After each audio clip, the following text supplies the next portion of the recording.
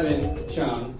I like weddings. I like pretty pictures. I like taking pretty pictures, making pretty pictures. It makes me happy.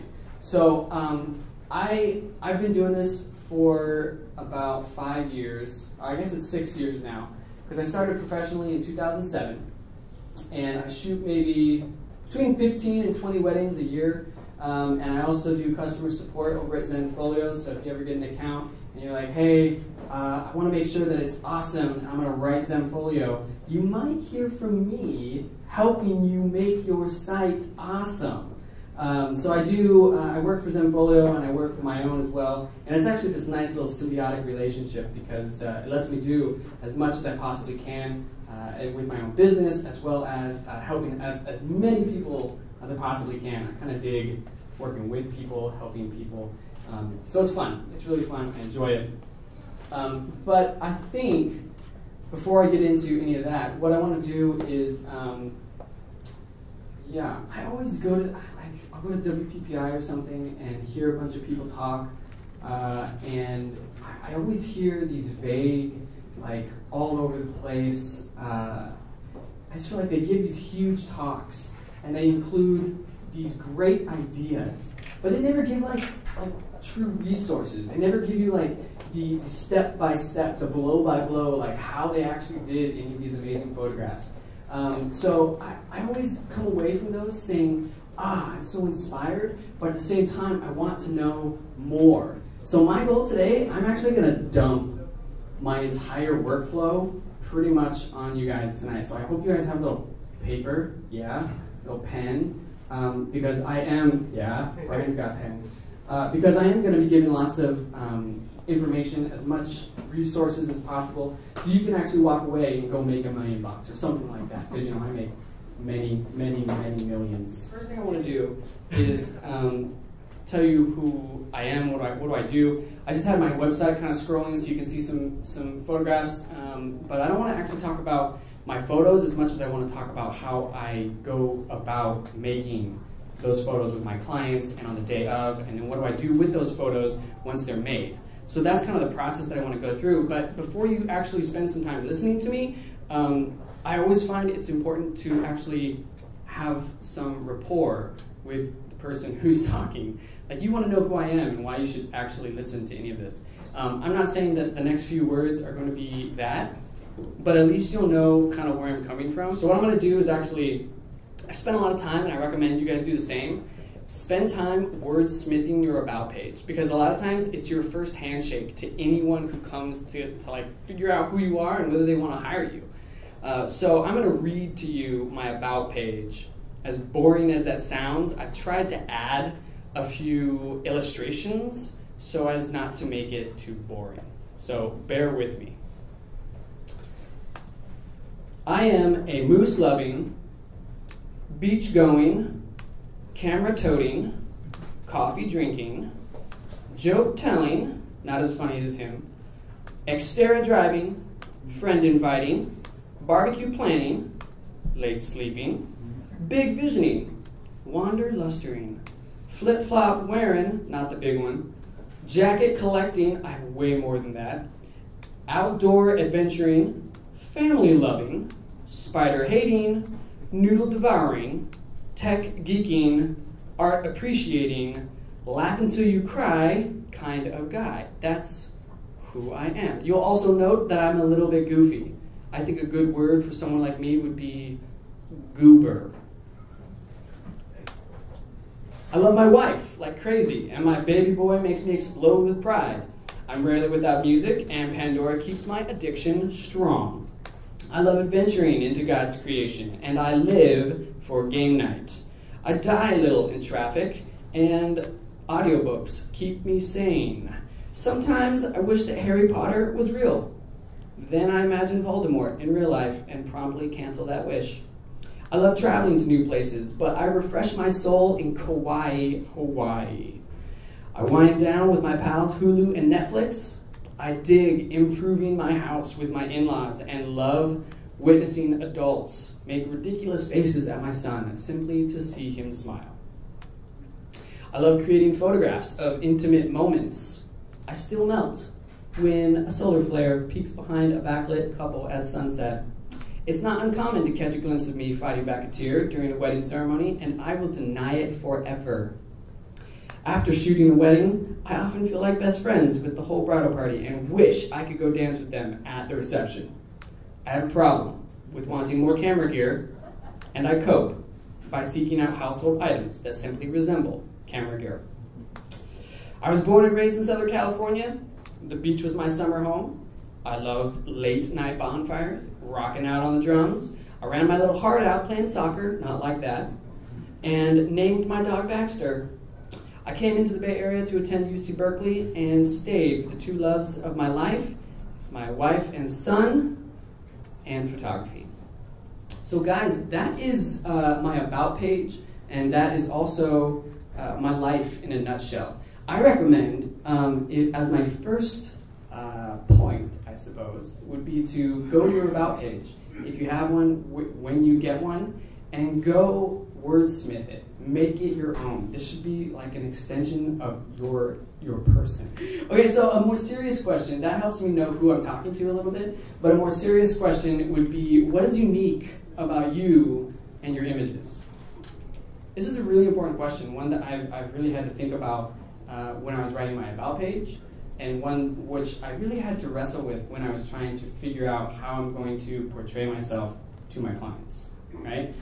Because the question I kept asking myself over and over again was, why would a bride and groom hire you over someone else? What makes me stand out in a crowd, right? The Bay Area is full. We are chock full of photographers, right? And there's lots of good ones. Like, they're good, right? Big metropolis areas like San Francisco Bay Area, we're going to have tons of photographers. Why would anyone go with me? That's the question we've got to ask ourselves, and that's the one that I want to kind of prompt for you guys. But hold that thought. We're going to start getting into what I want to talk about, because today, the things that separate one photographer from another, right? And it's not just gimmicky, but like true skill, and they bring it every day. I kind of broke it down, and I've seen it broken down in similar ways, but basically preparation, presentation, and promotion. Now, for each one of those sections, you can be really good at a couple of them and then fail at one of them, and it hurts you. You could be really good at all three, but not really great at any of them, and that'll hurt you. So these are all things that we're always learning about. These are always things that we're getting better at, and for me, I'll tell you down the line which one I'm working on. We're always working on one of them, but for preparation, this is really when we're looking at the business foundation, right? Our core relationships, and this is usually between a client and ourselves, right? The employer and employee, and presentation is really looking at your lasting impression. Presentation is really looking at the impression that you make on the day that you shoot, right? That is really, really big. But the other part that makes you stand out of a crowd is your promotion. And this is really summed up by growing your business, right? The things you do to get your name out there so that your business thrives. So this is how I'm going to break it up today. I'm going to do preparation, presentation, and promotion. So there's lots here, and I want to just say first out, you guys interrupt me. Raise your hand. Yeah, say stuff. It's better when I hear from you guys. That's part of who I am. That's how I work. I'm very interactive, and I'll just keep rambling on if I don't hear anything from you guys, and that's okay with me, but I like listening to you guys. I like hearing you guys, because then I talk about the stuff that you want to hear about. So, believe me, I got lots of crap to talk about. Okay, so let's get started. Preparation, right? Leading up to the big day. There's lots involved in getting ready for the big day, right? The big day itself, you never want to go to the big day. You don't want to go to the wedding and be like, all right, so I'm here. Sweet, now what, right? That's not going to fly, right? They don't hire you for that kind of thing. What they do hire you for are your packages and your services. So the first thing you want to do is figure out, what are you offering, right? As a photographer, you want to put together a list and probably standardize it. You don't want to just wing it. It can't be you know, 500 for this guy, 1,000 for that gal, a couple thousand for these folks. You really can't do that, because then this guy will talk to that gal, and that gal will talk to those folks, and they'll be like, so what did you pay? Did you pay this? Because I paid that. Oh, I'm mad now. And then mad goes to Yelp, and then you're busted. I would say you got to standardize your prices and what you offer, right? And then write it down. Make something pretty that you can hand out, a PDF or such. I'd also recommend being clear and concise, right? You don't want there to be any, like, if you give out a PDF and then they need a translation of that PDF, then that makes more work for you. And if you're giving this out to tons of people, you may be getting inundated with questions. You want it to be clear. You want it to be concise. Like someone asks, you say, hey, PDF, done. And then you can interact with them with bigger things, right, rather than just having to interpret what we wrote here. So clear and concise, but then especially when we're just starting out, not for you, but especially when you're starting out, you really don't want to oversell yourself, right? You want to be truthful, you want to be honest with what it is that you can offer, and then what you specialize in as well, right? Some people are really going to specialize in being like active jumping shots, everything is motion, a lot of blur, right? And then other people are going to be a little more vintage, a little more step back and kind of repose. Other people are going to just focus on the colors, while other people are going to focus on the quiet moments, right? A fly on the wall. So really, you need to kind of figure out what it is that you're selling and then point that out. You want to name that. And then don't oversell yourself saying that you do everything, right? Because no one does everything. And if you do everything, you probably don't do anything really well, right? You want to know yourself and then say, that's what I'm trying to give. I'd also recommend when you create this packaging and this services PDF or however you're going to do it, I recommend branding it, right? You always want to have a logo, one that if you haven't already developed a logo, you might want to consider playing around with Photoshop, figuring it out, finding the color schemes that's going to work for you, using that color scheme in your website, using that website color scheme in your business cards, kind of bring it all around and tie it up into one nice little package. The other thing you're going to want to do is possibly be creative. I shoot a lot of photographs. What I don't get are photographs of me. And so my wife put a finger on that, and they're like, I don't have a lot of pictures of our family. What are you going to do about that, Mr. Photographer? I was like, okay, I will talk to a friend of mine and try and get some photographs. So I actually reached out to, she's not a friend of mine, I don't actually know her, but I love her work. Anna Cooperberg does some amazing stuff, and she's in the portraiture industry, and I have a real great admiration for what she does. So I reached out and was like, hey Anna, give me the goods, what do you think? What's this gonna cost me? Hey, I'm in the industry, what, you cut me a deal? And she's like, yeah, sure. She sent me her regular price list. Oh, thanks, Anna. The thing was, am I in front? Am I good? Good? All right. The thing was, Anna sent me something that I will never forget. It was not a PDF like I sent out. It was not a Word document. It wasn't even a link to her homepage or like on her website where you can download something or see something. It was a photograph. She sent me a JPEG, and on the JPEG, she had her prices listed out, and she had her packages over here, but on the top was one of her images. It was a father who was kind of curled up at the top of a bed with a little baby son, right, kind of in the nook of his body. And the rest of it was just kind of scaling down. You saw all the prices, you saw all the packages, but it was so interesting. I've never seen it done that way, where a package and services, like an info page, was done as a photograph. I thought it was great. I may think about doing that myself. Point is, be creative.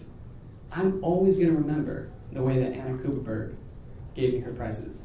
I'm not going to go with her, she's way too expensive, but I'll always remember that. She's seriously expensive, by the way. She only needs like 2 jobs a year, and she's set for life. Preparation.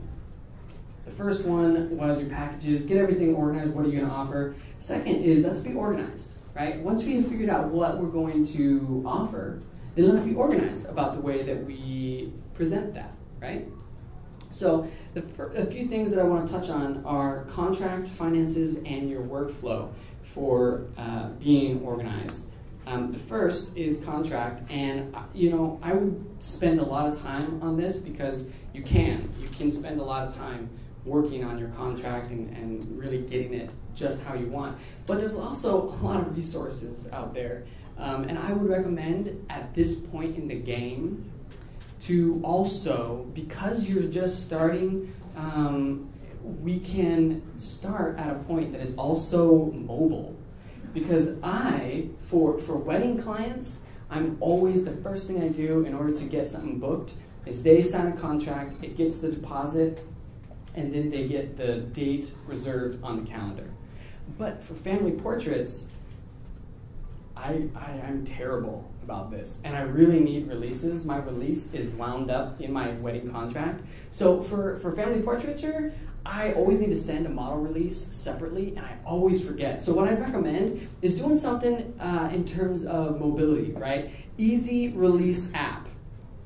You can go to www.applicationgap.com. There's a couple of options here. Easy Release app, ASMP, top model release. If you can't see it, always talk to me later. My email is evan@evanchungphoto.com. You can be like, hey Evan, what was that again? And I'll send it out. But the one I would recommend is Easy Release app, that top one. Why? Because you don't know what phone you're going to have in the future. You don't know. But right now you may have an Apple product, and the bottom two will work for you. But the bottom two won't work for Android. You might have an Android at some point. Like, I'm a Google guy, so I need to make sure it's for Apple and for Android, so I use the top one, Easy Release app. And it has cool apps, or it has cool, like, it's got model releases, it's got contracts, it's got, you can sign on the phone, that kind of stuff. So when I forget my model releases, and I do, and I'm on a family shoot, I can be like, oh gosh, can you guys use your finger and sign something on my phone, please? Be organized, have a contract, have it mobile so that when you forget it, you can pull it up. But you should also have your finances in order, right? This seems basic, but it's so important.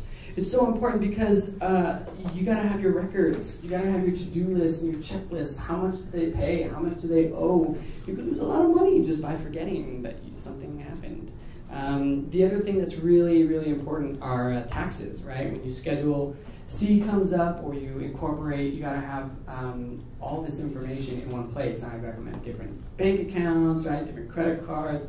Keep it all separate so that the personal check doesn't come into your personal stuff, but you can keep it separate so you can show the profits. Yeah, Mike.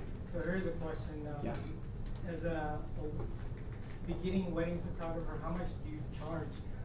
So the question was, as a beginning wedding photographer, how much do you charge?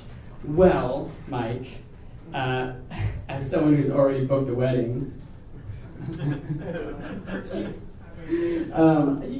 this really kind of depends, right? It's never a straight answer. I'm sure you've never gotten a straight answer because there is no straight answer. And if someone gives you a straight answer, they're a liar. The reason that it's not really a straight answer is because it depends on your style. It depends on your clients. It depends on your location. It depends on what you're offering. It depends on your package. It depends on what you're prepared to give them. So, for example, I started, and this is oftentimes the kind of response you'll get, right? It always depends. But what I have done is I started back in 2007 when I started breaking out on my own and not just second shooting. I actually broke out and said, okay, I know what the person that I second shoot for charges. I can't really charge that right now.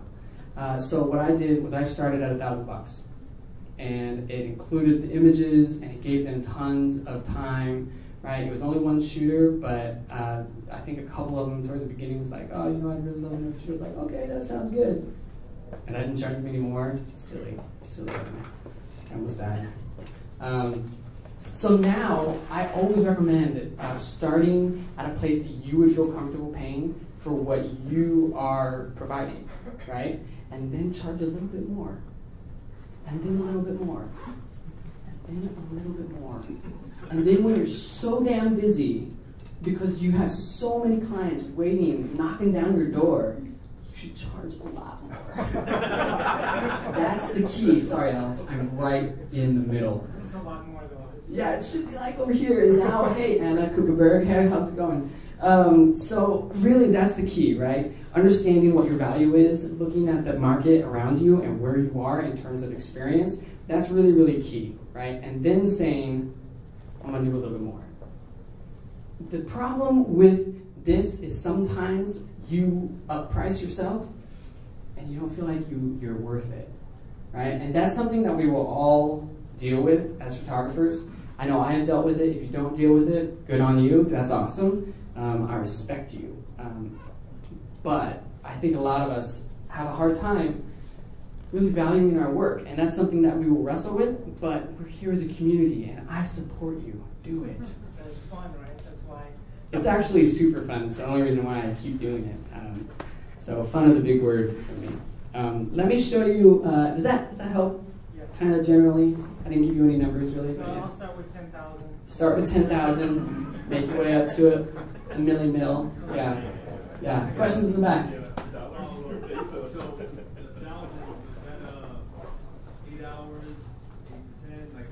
Oh, when I started in 2007, I have no idea. I know the number was 1,000, but I'm pretty sure it was a full day. Like it wasn't 6, 8, 10. It was like, when do you want to get there? Oh, okay, I'll be there too. When do you want to leave? Oh, I'll stay after that. I have no idea what the time was, but it was bad, and I'd never do it again.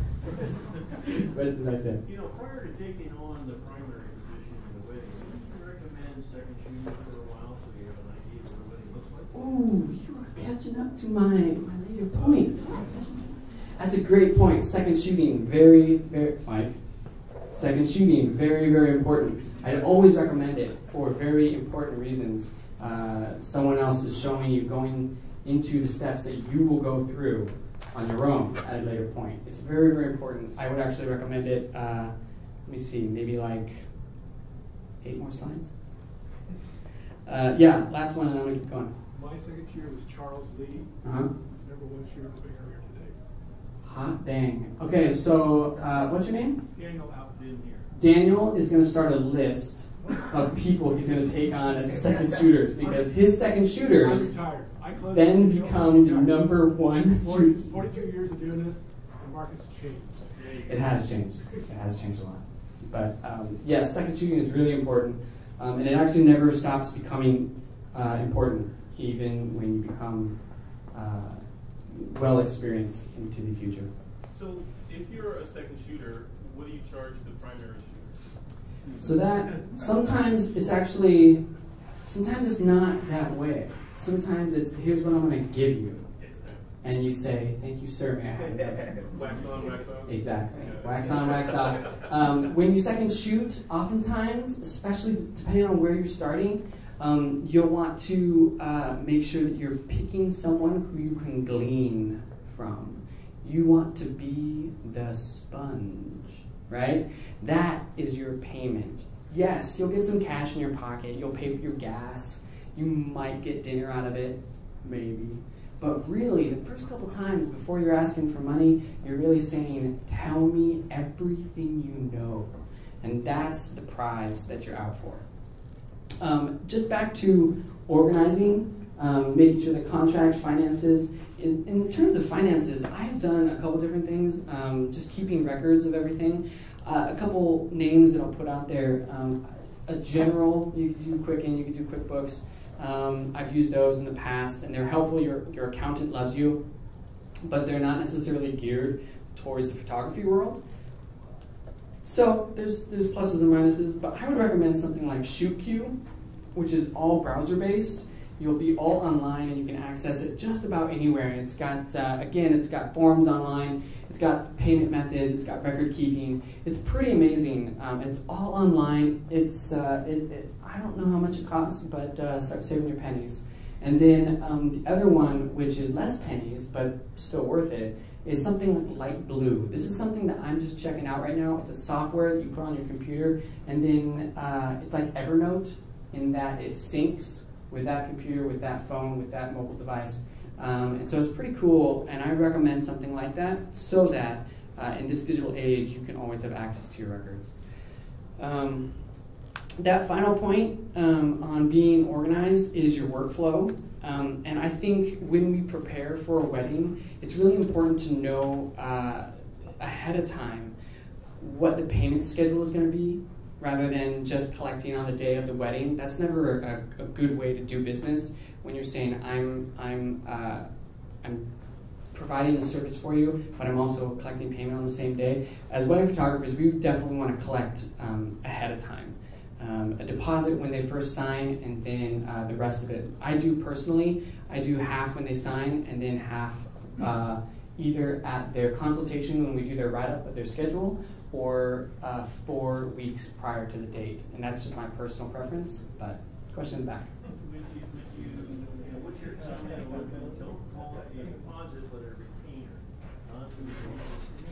Yeah, I don't have a really strong feeling about whether we call it deposit or retainer, but yes, I do those. Deposit without anything in your contract, you'll have to cough that up, and you may have, passed on that date for other points. So Yeah. if you say retainer, non-refundable retainer, you can legally, morally, ethically, keep that retainer. Yeah, so I haven't really played around with that a whole lot. That's definitely there, and I know about it. I personally use a deposit, and it's worked for me in their head. But explore it, Google it, find it, know it, love it. I missed when you said the second Annette, right? half. Yeah. Yeah. I missed when you said you collect the second half. I was taking. Oh, so personally, what I do is usually I have an introduction meeting where they get the info. They might sign a little bit later. And then I always meet up with them again to plan the day of the wedding. And it's either at that meeting or 4 weeks prior to the date of the wedding, whichever one comes first. Yeah.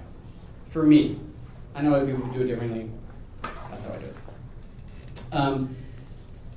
In terms of collecting payments, there are some really good ways to do it. Again, digital age, PayPal is your friend, right? It's trusted, it's universal. If you ever bought anything on eBay, then you've used it. If you haven't sucked that amount of life out of you on eBay, then you've probably seen it elsewhere in the world. I personally use Zenfolio. I was a user of Zenfolio before I came and did some work for them. So I started with Zenfolio because it was somewhere that I found that I could do everything all in one place.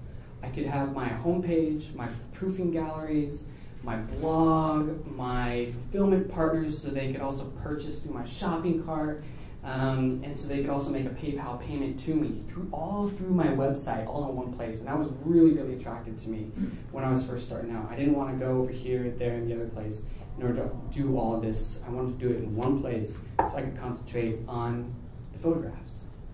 So I'm a big believer in Zenfolio. I was before I came around to them, and I still am. I think they're doing great. Things I would recommend are ShootQ, light blue, like I mentioned before, and even printing your lists. Some people are not big on the digital age. You want to make sure that you're covering all your bases. When someone's looking at getting all their contacts in one place, getting all their to-do lists in one place, getting all their forms in one place, getting their records, it's nice to keep it all together. I'd recommend that ShootQ, light blue, stuff like that. I'd also, again, just as a note, you always want to have the option for ordering.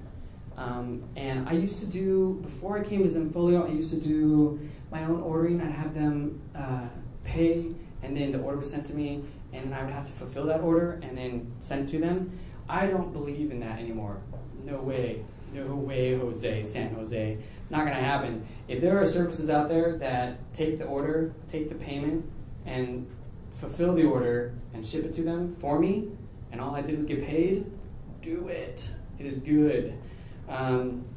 There's things like Zenfolio, SmugMug, Photo Shelter, PhotoBiz. These are all really great companies. I personally like Zenfolio, but all of them will do what you're looking for.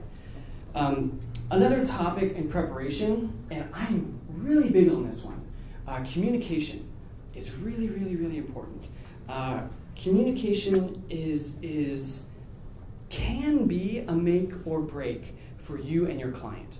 right? Because expectation is wrapped up in how you communicate and what you communicate.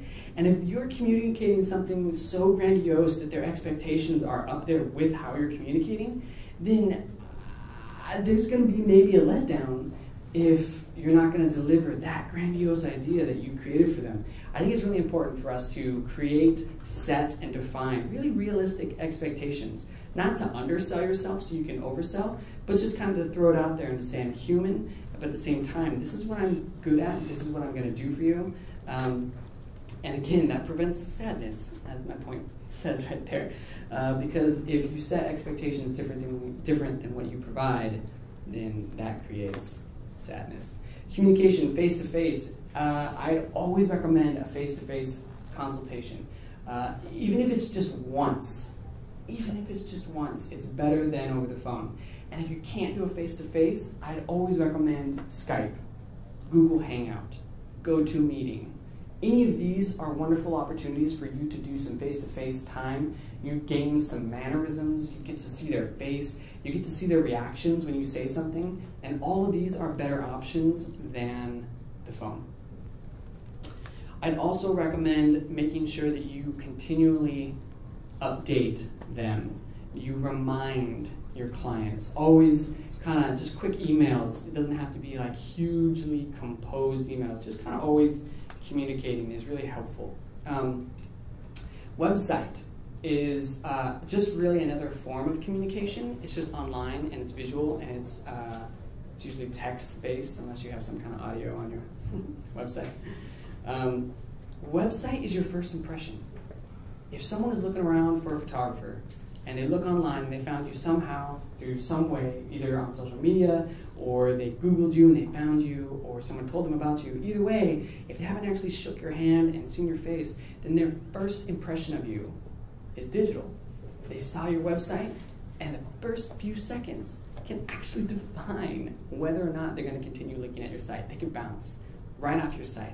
I think websites are incredibly important in this day and age.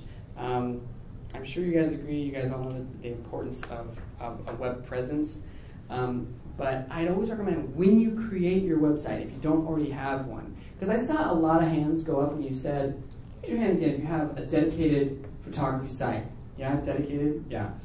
Okay, so I would recommend, if you haven't already, go through your work and make sure that only the best is showing. Yes, you have lots and lots of work, I'm sure. But what you want to put online is your best work. That's what you want to put in there. I have a friend, Dan Ballard, who does landscapes, and he has a challenge that he has for himself. He says he does not let himself have more than 50 images on the entire site. That encompasses his travel section, it encompasses his landscapes, it encompasses his portraits. 50 total. And if you ever try and do something like that, it is hard. It means that you have to cull, knock it down and break it down into your best shots. And if he comes out with an amazing shot, he has to pick which one gets the boot. That is hardcore. I don't do that, but I respect that. I'm not that hardcore. I'd also, again, if you want a website, I got a little something for you towards the end here that might help you out with a website. Yeah, go ahead. Does your release generally allow you to use any of the photographs that you shoot at a wedding? Let me use? Well, like on your website and all of that. Yes, so my contract includes my model release, it includes my payment schedule, it includes rights to use. These are my photographs. These are your photographs that you take, right? And if they buy rights to them, you even have to define which rights they bought. Did they buy digital usage? Did they buy commercial use? Did they buy personal use? Did they buy printing use? So the beauty of this is, such good timing. What's your name again? Rick. Genius, Rick. Good timing. Rick points this out. Even on Zenfolio, when you buy a digital image, they come with licensing. So good. You can define the kind of licensing and the usage that these people are going to use with your photographs. And I always recommend this because it means you don't have to cry about it later. Right? As much information that you can specify in your contract, the better. Always better, right? I have it like small print, 2 pages front and back. Sign it. It's good. Okay, so the pitch. My P's are loud. I apologize. The pitch. You gotta get your pitch down. Stand in front of the mirror. Practice. It's good. You want to make sure that you know what makes you different and unique from all the other photogs out there, right? You got to get your elevator pitch down, right? Someone says, hey, what do you do? Oh, cool, friend high tech. Oh, what do you do? Oh, you're a ballerina. Oh, what do you do? Oh, hey, I'm a wedding photographer, and I love shooting weddings with so much color. It makes me excited just thinking about it. And then they move on. Oh, that's cool. What do you do? You should be able to sell it and include a little bit of tidbit that makes you different than saying, I shoot weddings and I like pictures. It should be, this is what I do, and this is what makes me interesting in what I do. Less than 10 seconds, boom, elevator pitch. And the other thing is, someone goes, hey, what do you do? Oh, I'm in high tech. Oh, what do you do? Ballerina. Oh, what do you do? I'm a photographer. I love shooting weddings because I love the colors, the richness, and the relationships that form from it. Oh, that's interesting. Tell me more. Oh, I don't got more. I only have an elevator pitch. You want a little more, too. So then you can go into like, oh, man, I dig the relationships that you form. Like I said earlier, I hope by the end of the night that I'm friends enough that we can make this FBO, Facebook official, with the rest of the bridal party because they are fun. And if they're not having a good time, then I failed because this is a good time. It's a good day, and it should be a good experience. Oh, that's cool. Okay, now what do you do? So they've moved on, but it's more than just your elevator pitch, right? And then there's the coffee talk, right? This is when they're interested. You've talked to them. They know. They've heard the elevator. They've heard the little short conversation. Now you're having coffee. You're sitting down, right? You got your Joe. You got your contract. You got your packages, but it's all to the side. You're just hanging out with them, just talking. This is when you throw it all out there. This is when you throw out why you do what you do, why you're different than everyone else, and why, no, not why you should pick me, but why you're gonna change their life the way that you're gonna photograph it. Not do this, pick me, but I love what I do. And if we photograph this, it's gonna be good. That's generally how I go about it, right? I try not to knock other people out of the run-ins. I just try to say, I love what I do, and if this is gonna work with you, then I'm gonna love that too, and this is gonna be good. There are clients out there that will not jive with what you have to say, and those are not clients for you. Those should not be the people that you work with, because you gotta make sure that they're gonna like working with you. They're gonna see you more than their parents on the wedding day. They're gonna see you more than every single one of their bridal party members. They're gonna see you more than each other that day of the wedding. They kind of like you. If they don't like you, they're not smiling for you. And then when they look at the picture, it's gonna be like, oh yeah, I remember that jerk face. He took my picture. And that's no good for business. I gotta say, knowing who you are and being able to talk about it. Because you can know who you are, but if you don't talk about it, it doesn't do you any good. Knowing who you are and being able to convey that effectively is really, really key. That was a lot of photos, Frederick. Knowing who you are and being able to effectively communicate it is really, really, really important. And it's part of your preparation, because at any point during the actual wedding day, you should be able to rattle that off. Boom, is what I do. Preparation leading up to the big day, I would also say, there's only a couple more points in preparation, but finding a mentor and a mentee relationship is really important, right? Daniel had Chuck Lee. Number one in the Bay Area today. Number one in the Bay Area. Charging $7,000 plus. Gosh, Daniel, I'm gonna hold your hand. That's awesome. I can't believe you had a second shooter that's now number one in the Bay Area. That's awesome. Yeah. Guys, I can't stress enough how cool it is for a youngin' coming up into the biz and getting to side up to someone who's been there for years. Just by watching someone run a gig, right? Just by watching them interact with the bride and the groom is worth zero payment, it's worth, you know, a lot. I would say it's defining for who you are as a photographer. So choose wisely in terms of who your mentor may be, right? My mentor was Eric Churchill, who's based out of Southern California, and the things that have stuck with me from him are be creative. You never want to get stale. You always want to be fresh. Not necessarily trendy, but at least creative and fresh with the people that you're working with. And then be more than your gear, right? We are more than our gear. We are the facilitators of someone's possibly most important day of their lives. It's so much more than a camera in your hands, right? And then be humble, because at the end of the day, you know, it's not about the photographer. At the end of the day, it's actually about your clients getting married to one another, and keeping that in mind, that it's actually not about my business and me doing well, but actually wanting goodness for your clients.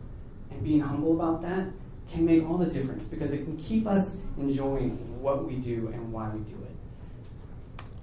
I'd also say, like my friend in the back, what was your name again? Sam.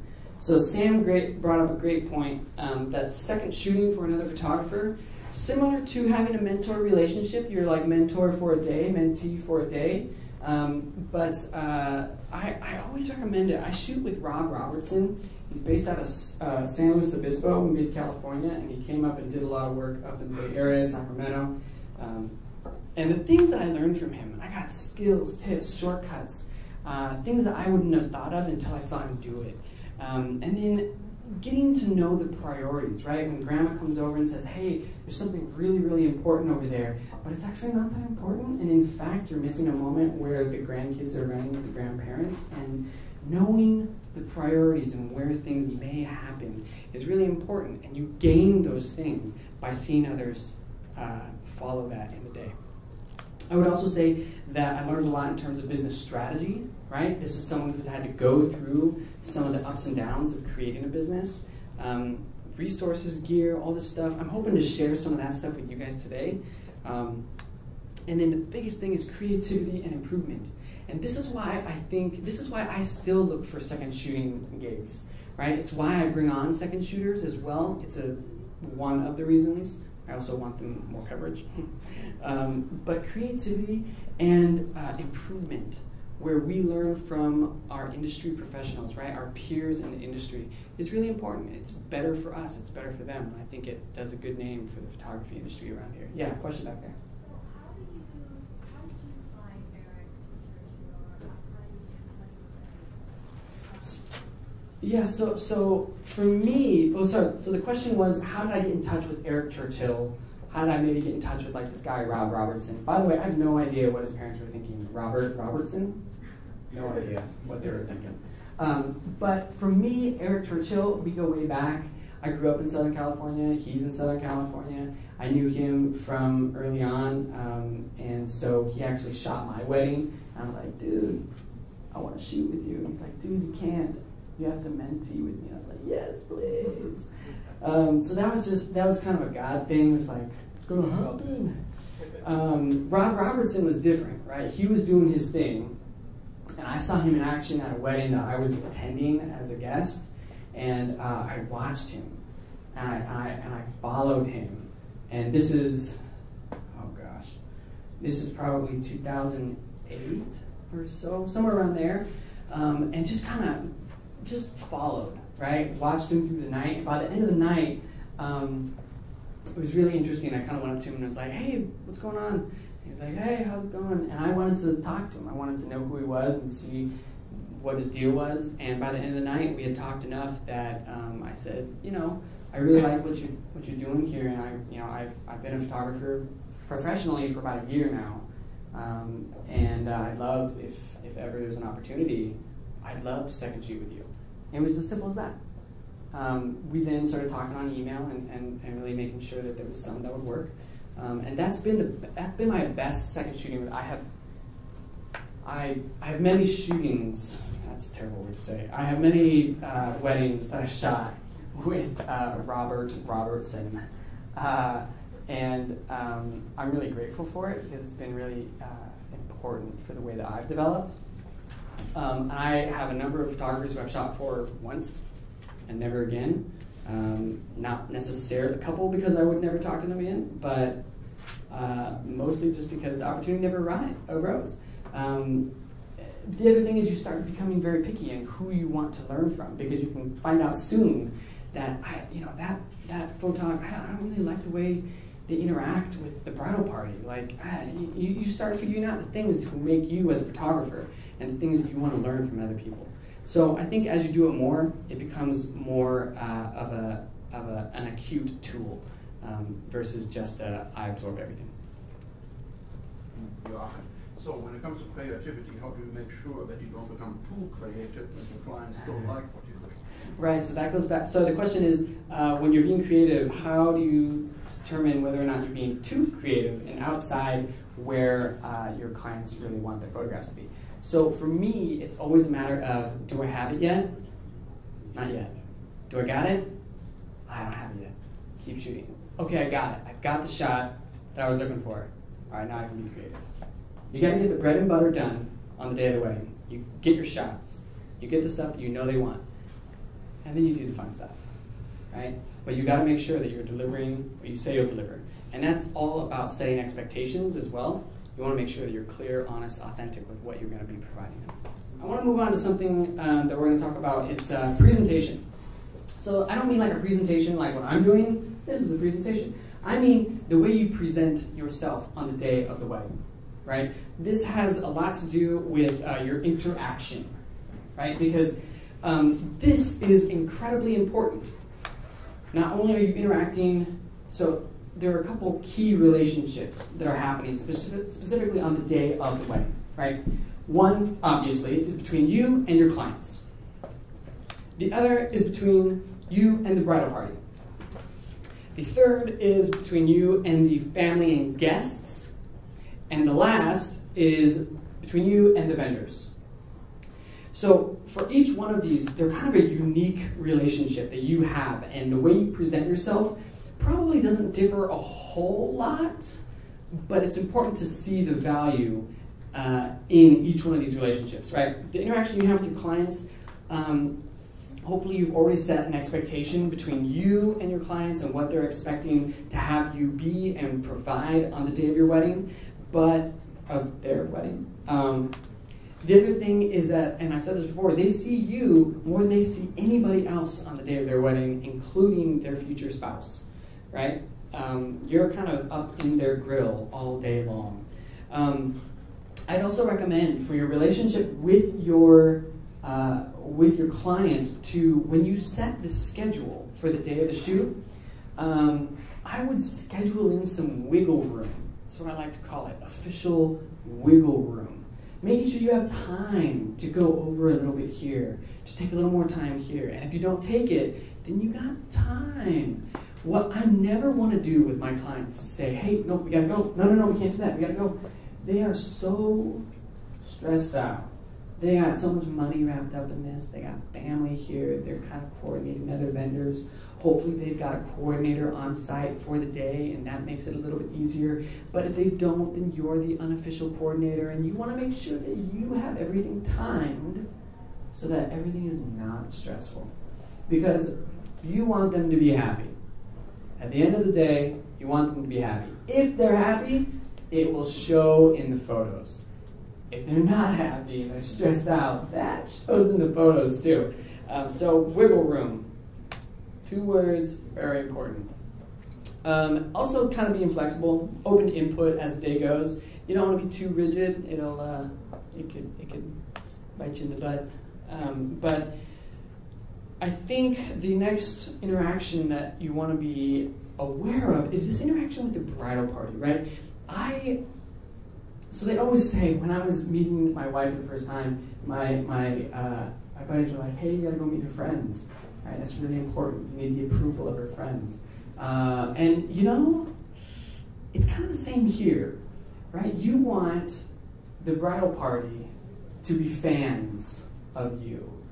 You want to be friends with the bridal party. If you're not friends with the bridal party, they'll make comments.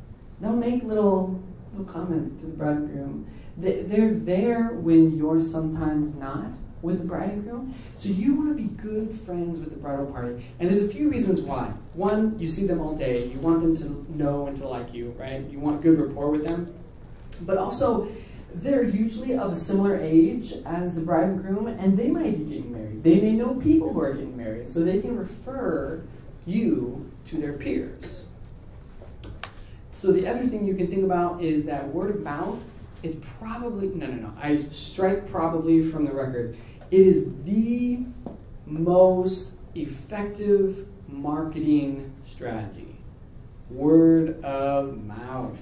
It's not something you can purchase. It is not something you can go pay them to do. It doesn't work. The only way you can do it is get it naturally, right? And the way to get that going is by making a good relationship with the bridal party, right? Do what is fun with them.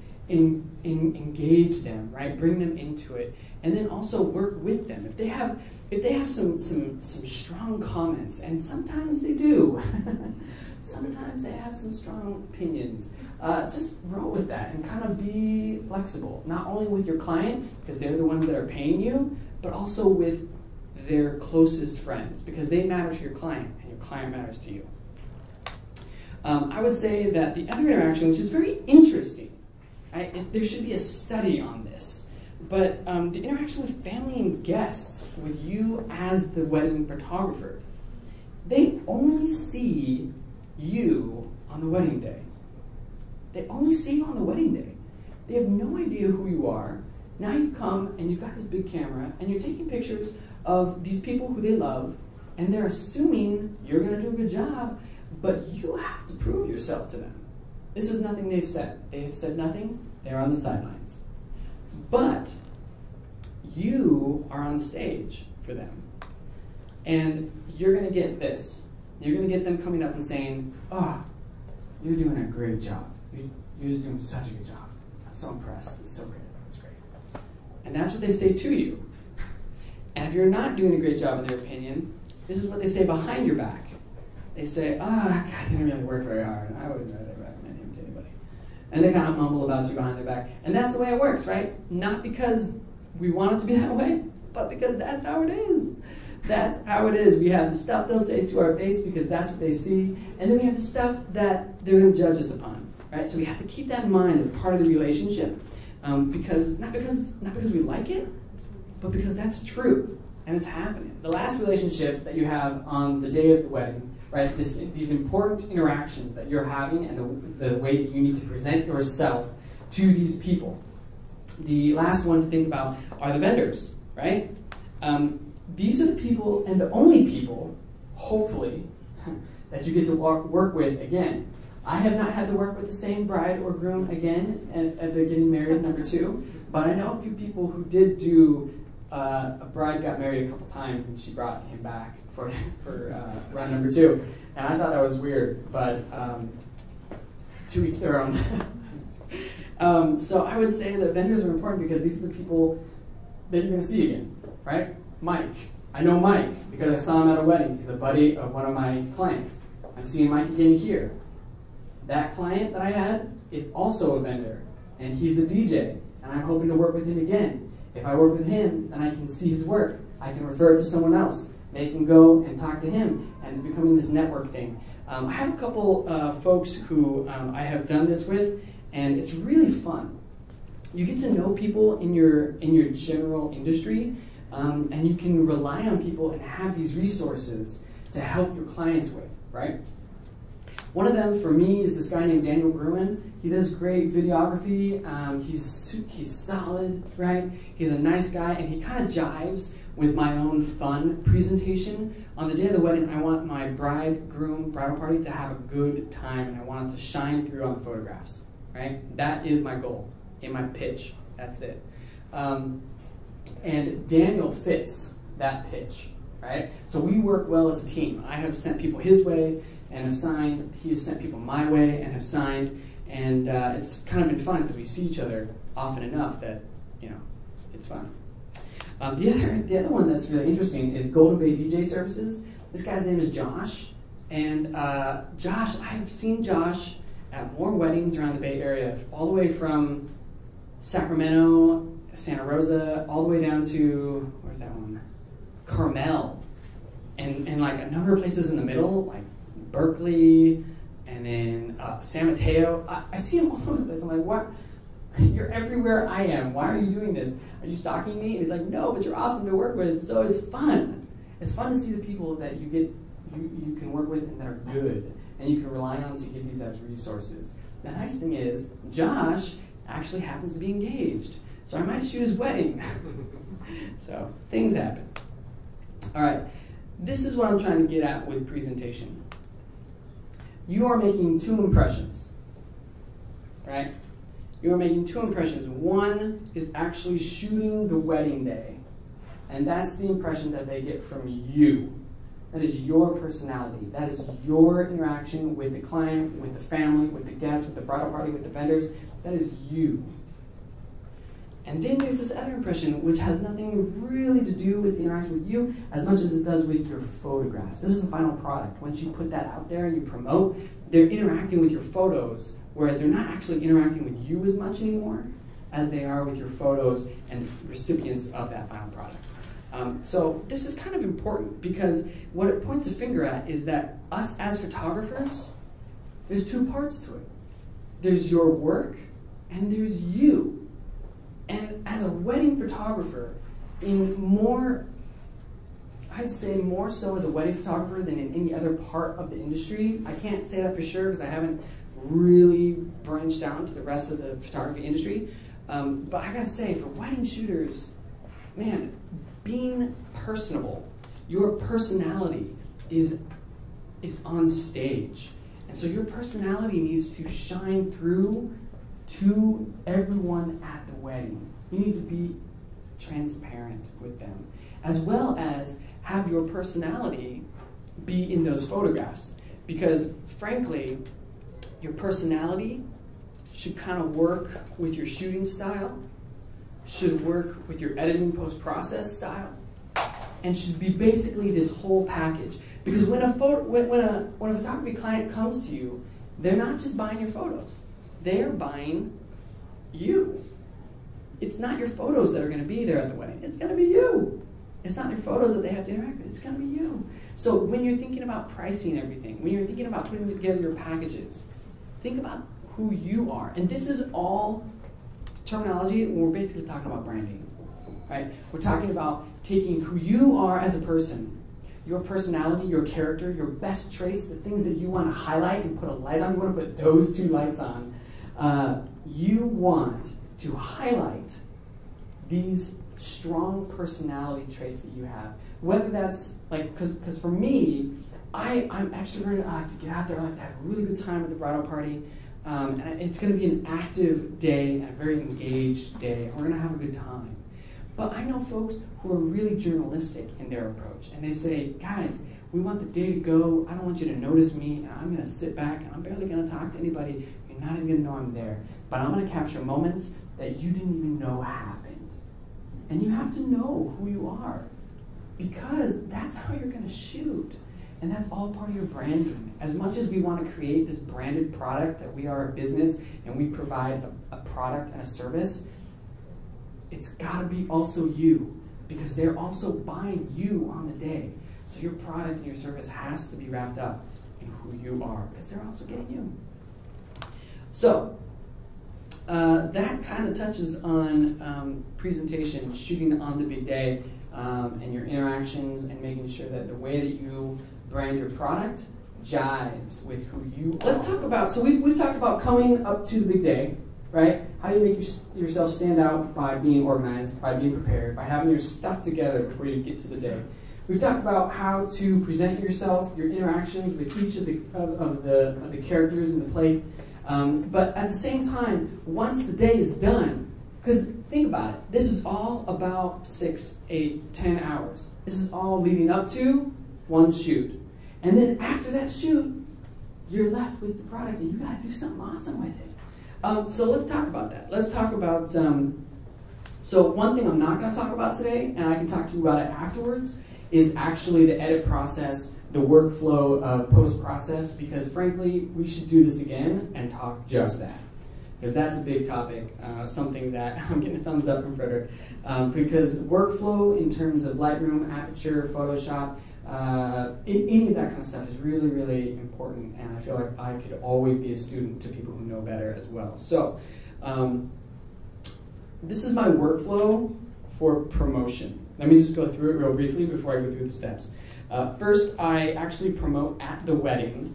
A lot of times, specifically, if there's a photo booth or something along those lines, you can actually have, like for example, if you were to do, well here, I'll get into it more. Let me go through my actual workflow. I promote at the day of the wedding, as well as I put out a teaser within 2 days of the event, usually the next day. And then oftentimes I'll do, I'll edit the photos, many times, always. Post-process, and then I'll promote the final product once it's actually finished, and that will usually go straight to the blog, which then the post itself goes out to the social media outlets, and then I'll shoot out an email campaign to say, hey, come check it out, and then they can order prints, and you can become rich, and you just made your first million. And then I go and talk to the vendors and say, hey, remember that good time we had at that place that we were at together at that one place? Yes, you should use some of these photos on your website and send me a backlink. And then you get published, and you're like, Martha, Miss Stewart, you should put me in your magazine. Hey, Mr. Knott, you should put me in your magazine. Those are the workflow steps that I go through when I'm trying to get my work done and out. So that's what I do. Did you have a question back? Do you do the same thing slideshow? So the slideshow workflow, I've done it twice, and I find that I need another person, right? I need an assistant, and I usually need an assistant versus a second shooter. So I haven't really figured out like a perfect way to do it. I've seen folks do it where they're a 3-person team. They've got shooter 1, shooter 2, and assistant running the show. That's ideal.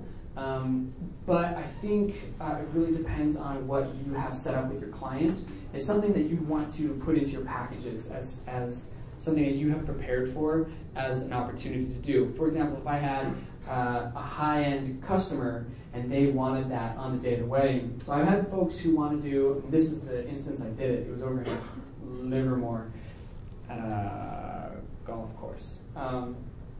They wanted a photo booth, and they had 600 people at the wedding, so it's kind of a big event. And they wanted a photo booth, they wanted 2 prints, one to go home and one to go to the album, and they wanted to show those prints from this photo booth and from the day on a big screen over here. So that was kind of like a 10-ring circus. And I brought on, so I brought on 4 people. 2 of them were second shooters. One of them converted halfway to be an assistant, and one was running the printing at the photo booth, because that's automated with their foot and a pedal. And then we also had someone on the screen working through, and that was an assistant all day long, because we give cards to them, and they basically pump it out, call out some great shots, and put it into a quick slideshow. It's a lot of work. Gotta be worth it. That's a whole lot of work and a lot of pain in the butt to do. But sometimes, totally worth it. Why?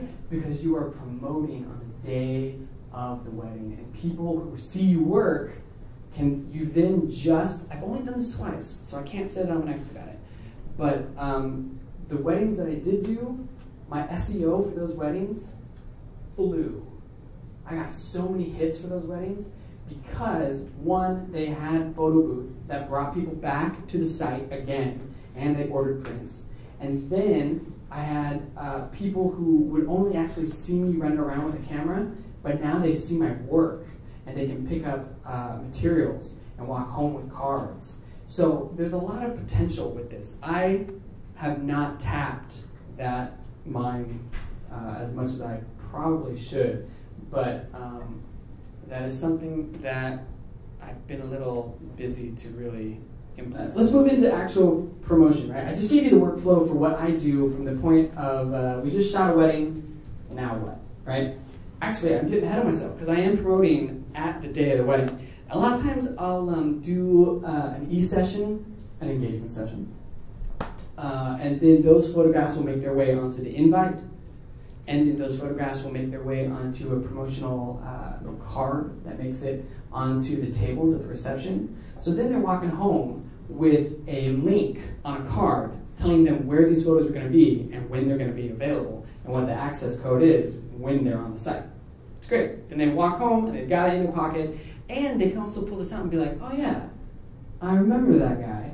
I wonder if these people would like to have this card because they're going to get married. Always having opportunities to send them home with stuff and get your name out in front of them, always good. Anything you think of, anything you can do, always good. The best thing you can do is obviously word of mouth. I want to reinforce that because word of mouth promotion is beyond, right? Whether it's from the vendors who are trusted sources and people go to and want to hear more about them, or whether it's from the vendors or just friends, word of mouth, best ever. Then after the actual day, I do a teaser, a snapshot, a preview. Everyone calls it different things. I call it a teaser because so many people have actually responded and said, oh, I want to see more. And that's exactly where I want them. I do a couple shots on social media. Oftentimes it'll be straight to the blog, and then I'll post that link for the blog post onto Facebook, which is also linked to my Twitter page, so that all I've done is make a post, linked it to my Facebook, it pops up a thumbnail, it links back to my blog, it automatically posts to my Twitter, which posts back to my blog, and where does everyone end up? My site, my blog. And it increases your SEO rankings, and it makes you, it brings them, it funnels you into where you want them to be. Instead of staying on social media so that they can be like, oh yeah, that's cool. Okay, what else? Right? Because we have the attention of like a guinea pig. We go from one thing to the next thing to the next thing. It's what social media has trained us to do. And if we can take them off and bring them over to your site, then they'll, instead of flitting around social media, they will flit around your website. The other thing about having a teaser is that it's instantaneous gratification, right? I have been at a wedding where I was not the photographer and I was just watching this happen, but someone walks up to the bride and groom before they get married. They're doing a pre-shoot beforehand, they're doing like a pre-ceremony photograph, and they're like, oh, snap this picture, put it online. And people are going, they're my friend. I know this person. I'm friends with them on Facebook, and they post this on Facebook. And people who I'm friends with, like, it's all kind of in our sphere, because I'm a guest at this one. People are like, wait, have they gotten married? I'm still in the parking lot. Did I miss it? And so, like, there is not instant gratification. There is gratification that you didn't know you were supposed to be a part of because it hasn't even happened yet. Because it's online, and whatever's online is for reals. Whoa! So this is kind of intense. People want instant gratification. Why? Because they can, and it's awesome. But instead of fighting it and saying, no, this is the professional work, you gotta wait for the good stuff, you gotta give them something. And that's what the teaser does. It gives them something. If they run off to their honeymoon, they got a little something. The other thing that this is just phenomenal, and it's not pushy, it's not in your face, but it's online comparison to the professional. Because that person who posted has their phone shot. The other people who took their phones out for the ceremony, bam, they got a phone shot, they posted to Facebook. The other people with their point and shoot, boom, they got it. That uncle who jumped into the middle aisle and ruined your shot, that guy, get out of my way, buddy. That guy posted and he's like, look, I photographed this wedding. And you're like, no, you didn't. But what you are doing, you're not actually going online and saying, hey, Uncle Joe, you actually ruined the professional shot. You put up your own shot and just let the photography speak for yourself, for itself. Because the photos go up instantaneously. Their Facebook page floods with all these grainy, oversaturated Instagram stuff, and they're cool. And then you put up your shot, and people are like, whoa, that is a stark contrast to the normal. right? So this is an incredibly useful tool in creating your importance, right? You put out the value of your work simply by putting a photo or two. It's good, less is more. I'd also say when you do that, watermark, it's important. Wouldn't overdo it, but a little something here and there can be really helpful. Once you do the teaser, you move into the good stuff. You're actually in the post-process. This is what I don't want to talk about tonight because I'll take us until tomorrow. There's a lot in terms of editing post work. So I personally use Lightroom. I think it's great. You can use Aperture, you can use Photoshop. I don't recommend things like Picasa or iPhoto. That's probably not going to be a great way to do it. But then I would also recommend, once you get to the point that you have way too much work, you should go take and clean your life back and go outsource some of the bulk work. The more you can outsource, the better life will be for you. Because when you outsource, you should be charging more. And then you can pay for these services so that you can shoot more, so that you can post more, so people want to hire you more, so you can outsource more. It's a good thing. I use these great folks called Shoot.edit. I used Pro Image Editors, Pi, and they're good. Meh. They're good, but Shoot.edit really stands above the crowd, and that's what I want my work to do as well. So it usually does about 80% there, and then I do a final edit, maybe the last 20%, to really make it my own. I also use little shortcuts like, and this is where I want to share these things because these are the little shortcuts that people don't really share in their presentations. I want to make sure that you know how I get through all this bulk. I also use presets from Visco. Visual Supply Company is a great company. There's a couple different companies that do presets, and they do some really good work, but what this one does is actually mimics film, and it makes it look like you were shooting with Kodak 100, right? You're shooting with Portrait 100, Portrait 160, something like that, and it's really phenomenal to have those presets at your disposal. So then you can just, bam, put it in there and then do your quick edits. The nice thing is also you can use something called keys. It's right there, keys. It's also with Visco, Visual Supply Company, and it basically turns your keyboard into the sliders on Lightroom. Does anyone use Lightroom? Yeah. So there's this cool place where you edit on the right side, and those sliders then become keys. So then you're just this crazy maniac of key action, and you get through a million things, and it's great. That's an exaggeration, but only a little bit. I'd also recommend using plugins. As many options as you can to make your workflow faster is better. There's a plugin for Facebook through Lightroom. There's a plugin for Zenfolio, which I live on. I go everything from Lightroom straight to Zenfolio. It gets rid of the upload process, and it's super easy to use. I'm a huge fan of it. As well as you can just push to your hard drive. The thing is, I don't do any of that except for one. I do the Zenfolio plugin, which exports the file onto my hard drive, uses a mirror copy and saves it also on my other hard drive, my backup, and exports into my Zenfolio account so that I export once and I'm done. That's the best way you can do things. Combine and make your workflow as simple as possible, right? Because there's enough things that are complex in this. You need simple. The other thing, once photos are edited, right, and they're done, they're online, they're ready for your client, you want to promote the final product. This, I do a lot of stuff. You'll notice, I'm going to bring up Zenfolio. I work for them because I was a user before this. I love them. They're phenomenal. They do everything that I wanted them to do before I knew that I wanted them to do it.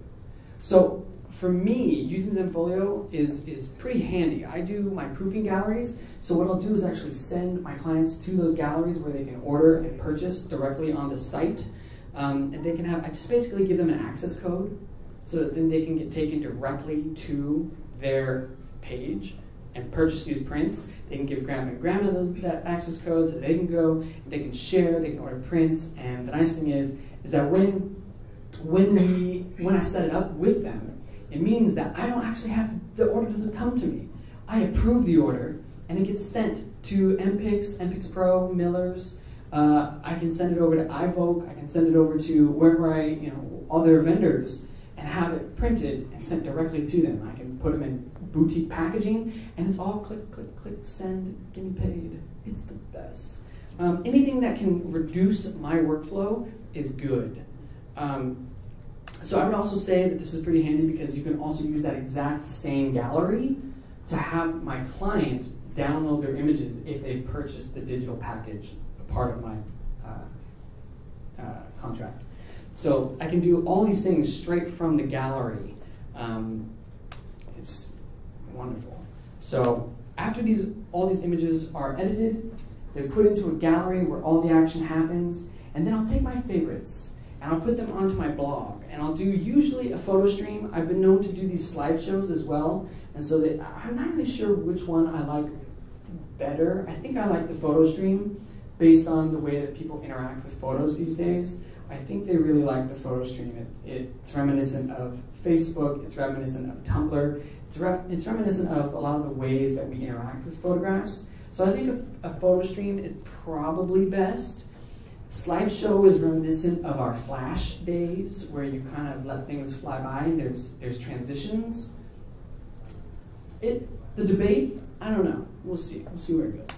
But I basically make a blog post, like I said, and then I will put that out into as many social media outlets as I possibly can. For me, I am of the opinion you should choose, right? Don't do everything, because social media takes work. And if you commit yourself to being on Facebook, Twitter, Pinterest, Instagram, what are some others? I don't know any others, but I know there's a few others out there.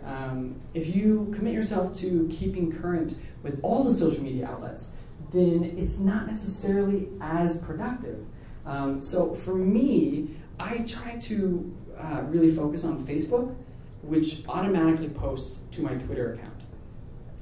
And I will always do it with a blog post link. Why? Because it funnels the traffic to my site, so that my site gets better rankings and more traffic, so that my site gets better found on Google, which means that my site gets more traffic, which means that I can pay my bills and keep the lights on. You guys know the social media outlets. The one thing to think about is the time of day that you post at. I've heard at different times. Actually, our very own Frederick was talking about time of day that you post things, and I've actually tried these different times of days. I try to post material in the morning before people get to work, say like 8 to 8:30, and it's been pretty good traffic. I've also posted later in the afternoon, right about the time when people are going to get home from work and check something online. And then I've also done it in the evening. I found the evening to be less productive. I found the afternoon to be pretty good, but the morning is usually my hot spot. I have also found, and I have no idea why, I have also found that Mondays are better than Fridays. The other thing right on the heels of that is planned distribution. Now, I'm not at Facebook all the time. I'm not at Twitter all the time. I can't always be posting and have my posts ready to just click post. I would love to, but I have a life. You can't do that. So instead, there's things that do it for you. There's things called Hootsuite. I always want to call it Hootsuite, but it's not. It's Hootsuite. And this is a great way to actually schedule your postings. Right? You can go on, and on like Saturday, Sunday, you can go on there and post what you're going to post throughout the week.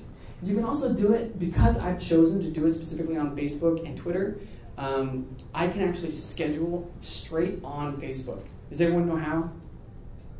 No? Bueller? Okay. So when you post on Facebook, does everyone know what Facebook is? Okay, I know there are a couple people who said they didn't have cameras, so I don't want to assume anything. Yeah. Oh, that was Daniel, because he was being funny. He had like 10 cameras. Facebook is this online website. you want to go to the post, and there's this little clock dial to the left, and it's gray, and it's like, what is this doing in here? I'm not really sure. There's tag, there's location, and there's schedule. Whoa, crazy. You can make a post, you can set it up, and schedule for it to post later in the week. Let it go, ready to go. It's your best friend. That means you look super active all throughout the week, and yet you really only spent a couple hours on one day towards the beginning. That's what I do, Facebook, schedule to Twitter. I'd also recommend putting it out. I use an email. Some people use MailChimp and Constant Contact. I actually recommend talking to Frederick. He knows lots and lots and lots about email and garnering and gathering those emails in ways that are useful so that you can contact people and increase your sales. I personally use my Zen. I'm a big believer in keeping everything together in one-stop shop. So I use my Zenfolio gallery pages. I use a sign-in so that when anyone hits that gallery page, they have to input their email address and their name in order to see it. So then I collect those, and then when I want to do a sale or I want to schedule it so that once everything is posted, I can send out a quick email, hey, anyone who viewed this in the last 6 months, you can go check it out. So I'll use the email campaign within Zenfolio, but I definitely recommend MailChimp and Constant Contact. Vendors, right? So we've gotten to the point where we have posted our work to the gallery for our clients. We have posted on a blog. That has gone to Facebook and Twitter and Pinterest and Instagram and everything good. And then you say, okay, the people I worked with and I might see again are the vendors. I want to take care of them. Why? Because you want to build a relationship with them. These are the people that, so someone will come to me and they'll say, Rick has a great idea. What about videography, right? So they'll come to me and they'll say, hey, do you know any videographers, right? And there's a process. When you get engaged, oh, we gotta throw a party. Ooh, we gotta find a date. Oh, we gotta find a place. We gotta find some food. Ooh, we need to find a photographer. We gotta find a florist. Okay, we're set. Oh crap, I need a videographer. Who would know that? The photographer would. There's places in the lineup, in the thought process. So I know a bunch of florists, I know a bunch of videographers and DJ services. I don't know a whole lot of venues to refer them to. My goal is to get into the books of the venues because the venues come before me. I want the vendors to be referring to me. So I'm contacting the vendors saying, hey guys, I had such a good time with you. Let me give you some pictures, and they cost this much. Oh, but if you do a backlink, you can have them for free. Take them. Great. So that's what I do with the vendors. I buddy up with the vendors because they send people to you. And those are trusted sources, right? Your clients, their friends, their guests, these are occasional sources. But venues like for photographers, venues, DJ services are usually your best trusted sources because they sometimes come a little sooner in the process when someone is getting married. Then I'll usually send them a bottle of, vodka. Sometimes it's scotch. McKellen, 12, yeah, that's good stuff. All right, the last one, I think this is the last one, is you should get published, right? He said, Evan says that so nonchalantly, like you just get published. It should be your goal. It should be your goal. Get published. And this can be a long-term goal, but the goal is really to get your work out there. Determine your style, get it out there and keep submitting, and basically start small and then go big. You can go to some of those big ones and keep knocking on the door. If you're kind of lazy, but you want to get out there, you can also talk to someone to help you get out there. Something like 2 Bright Lights is a way that you can hire someone to get you published so you can get hired. It's awesome. I haven't used them yet, but I'm planning on it. So, guys, we've talked about, I forgot the first one. We talked about preparation. We've talked about presentation. We've talked about promotion. Now, the way we get to stand out in a crowd is by doing all of those, doing all of them well, and then knowing how we do them uniquely. And that all comes back to knowing yourself, knowing your personality, knowing how that's going to affect your photography, and how that's going to interact with your clients, and how you can convey that to the world so that they'll want to come and pay your bills for you. All right, thanks everyone for coming. Keep an eye out for the next meetup. We'll post it in a couple weeks. And a couple folks, please stand by and help us police the chairs. And we're good to go. Thanks for coming. Thank you guys.